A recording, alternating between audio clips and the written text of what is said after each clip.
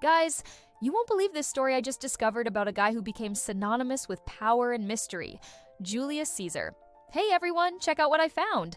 Let's embark on an adventure that begins over 2,000 years ago, when Rome was still a small city full of warriors and fired-up politicians. Julius Caesar was born in 100 BC to a patrician family, that is, part of Rome's aristocratic class that ran politics and warfare. Did you know patrician was like being a noble in Rome? They had status and influence, but that also brought huge pressure to be a strong, smart leader from an early age. As a kid, Caesar studied rhetoric and grammar. Rhetoric is the art of speaking well in public, and Caesar had to convince crowds. Wow, check it out!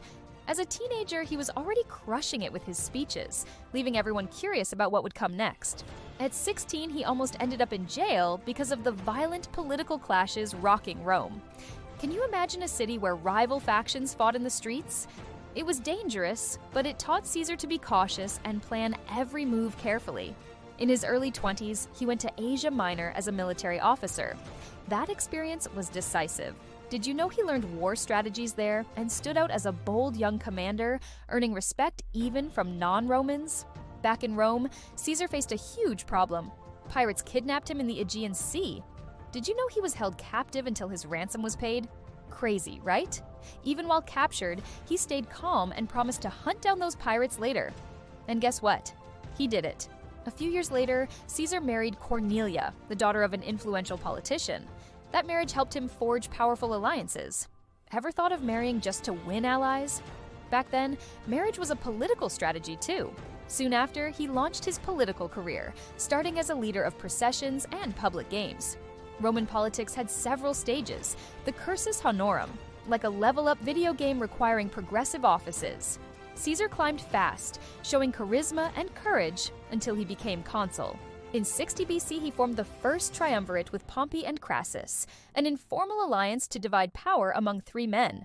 Did you know triumvirate literally means rule of three men?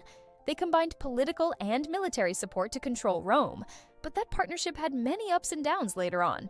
As consul, Caesar pushed social reforms and infrastructure projects, building roads and improving laws. Wow, check it out! He also fought to increase veterans' rights, making many people grateful and securing votes for his future terms. After his consulship, Caesar was appointed governor of Gaul, modern-day France. That's when the famous Gallic Wars began. He spent nearly 10 years conquering Celtic and Gallic tribes. Can you imagine crossing icy rivers and fighting battles in open fields? Caesar described it all in his Commentaries on the Gallic War, which remain invaluable historical sources today. While winning battles, his relationship with Pompey turned sour. They went from allies to dangerous rivals. Did you know Roman law forbade generals from crossing the Rubicon River with armed legions? But in 49 BC, Caesar decided to risk everything and declared, "The die is cast," a phrase that became a symbol of extreme decision-making. Crossing the Rubicon sparked a civil war in Rome. Crazy, right? That split the Republic. Caesar marched on the capital, defeated Pompey, and became Rome's absolute ruler. He took the title of dictator not in today's sense of total oppression, but as an emergency office with concentrated power. As dictator, Caesar made radical changes. He reformed the calendar, creating the Julian calendar, which forms the basis of our calendar today. Have you ever thought that the way we count days carries his name? He also restructured the Senate, giving seats to representatives from distant provinces. This helped integrate the empire, but it upset the old Roman elite. While reforming Rome, Caesar met Cleopatra, the Queen of Egypt. They formed an alliance, and also a famous romance. Did you know Cleopatra had a sharp political mind? Together, they strengthened their Mediterranean domains but stirred even more hatred among Rome's conservative senators.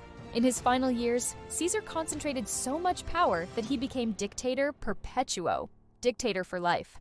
That title infuriated a group of conspiratorial senators. Wow, things got tense.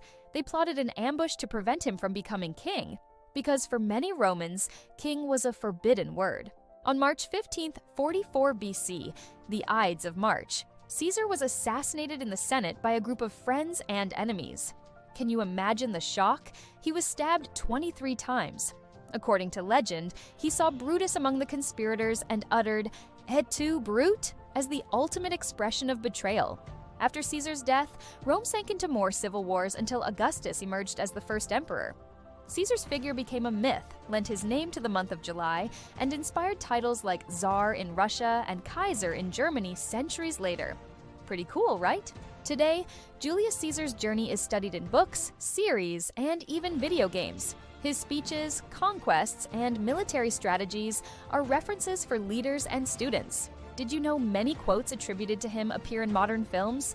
Charles Chaplin and Shakespeare highlighted Caesar's story in the arts. So, did you enjoy this trip through history?